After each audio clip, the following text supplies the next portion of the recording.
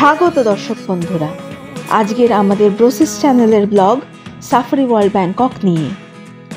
Safari ওয়ার্ল্ডে দুটি park আছে, একটি সাফারি পার্ক আর একটি মেরিন পার্ক। এটি 1988 সালে সূচনা হয় এবং বর্তমানে এটি একটি বিশেষ ট্যুরিস্ট অ্যাট্রাকশন। এখানে entrance fees 750 baht for adults এবং 650 ভাট ফর চিলড্রেন।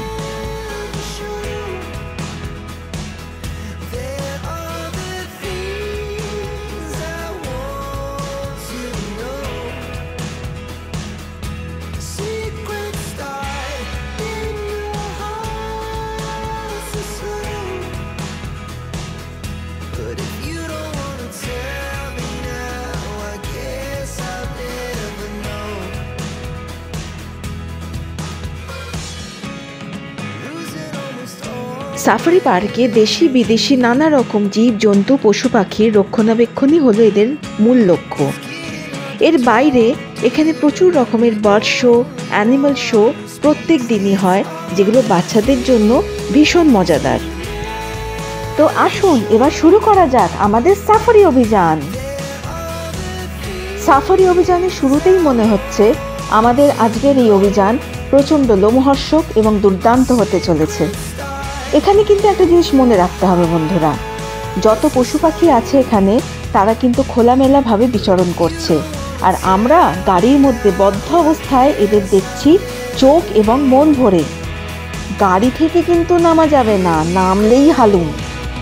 এখানে রেঞ্জার অফিসাররা ক্রমাগত টহল দিচ্ছে এবং গাড়ি থেকে নামলেই ফাইন। পশু পাখিকে এখানে বিরক্ত করলে কিন্তু চলবে না।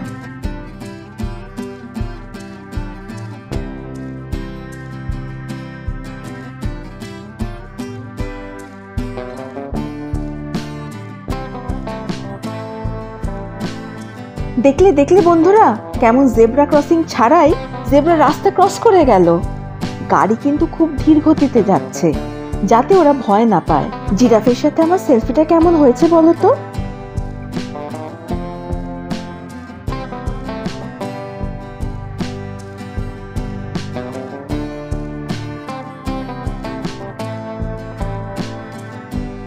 সাফারি পার্কের প্রথম প্রবেশ করেই আমরা সাক্ষাৎ পেলাম অজস্র পাখির। নানা ধরনের ছোট বড় কত রকমের পাখি। বিস্তৃত জলরাশি জুড়ে তারা উড়ে বেড়াচ্ছে, মাছ ধরছে। ভারী দৃষ্টিনন্দন লাগছে তাদের দেখতে। এখানে বিশেষ দ্রষ্টব্য পাখিদের মধ্যে রয়েছে pond heron, parakeet rose, stork, pea fowl, silver pheasant, red jungle fowl এবং ফ্ল্যামিঙ্গো। এর বাইরেও নানা রকম আরও পাখি রয়েছে। সাফারি ওয়ার্ল্ডের বার্ড শোতে দুটো শুবিল স্টর্ক আছে, তাদের নাম কি জানো? Romeo and Juliet. একসাথে তারা এখন কিরকম সানবাথ নিচ্ছে, কি রোম্যান্টিক বলো?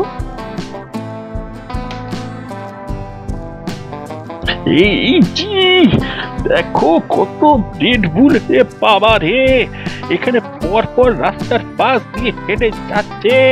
কি বন্ধুত্ব সকলের! ওরে বাবা, সিংগুলো দেখেছো? সাইজ ম্যাটার্স ভাই, সাইজ ম্যাটার্স। আরে এই কারণেই গাড়ি থেকে নামতে মানা, বুঝলা?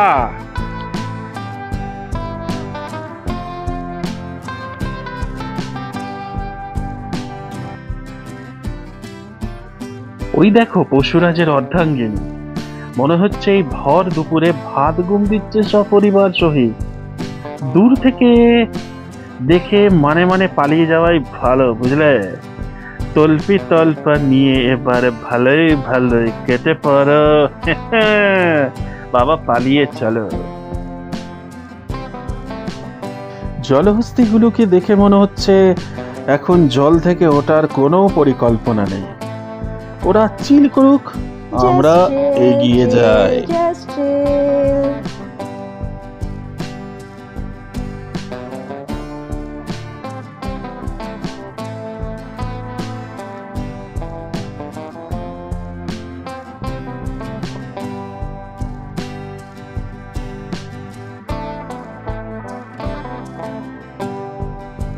ওই বাবা, এই যে বাঘ মামা, এরা কি করছে দেখি তো ভালো করে।